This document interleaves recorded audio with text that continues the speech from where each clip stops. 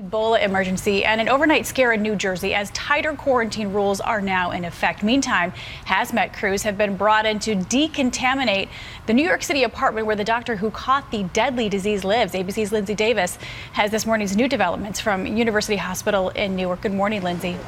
Good morning, Paula. A sigh of relief in New Jersey. That healthcare worker who'd been under quarantine since her return from treating patients in West Africa yesterday, while she is sick with something, she does not have Ebola.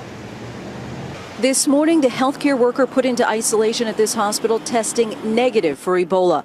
The worker with ties to Doctors Without Borders was quarantined for about 12 hours after returning from Western Africa. She did develop a fever while in isolation, according to officials.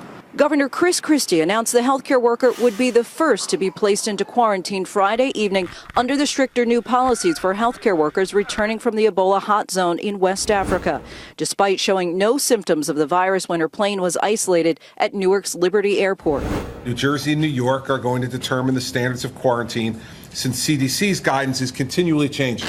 New Jersey and New York now overriding the CDC, enforcing a mandatory quarantine for any individual who had direct contact with someone infected. A lot of people panicking around here now since it's coming closer to home. The new guidelines set in place after Dr. Craig Spencer returned to New York, traveling freely in the city for 6 days before being diagnosed with Ebola Thursday night. Biorecovery workers can be seen here as they prepare to decontaminate Spencer's apartment on Friday as officials traced his every move. Tuesday, Spencer visited the meatball shop, then the Highline Park and a coffee shop. The next day, taking a train to this Brooklyn bowling alley.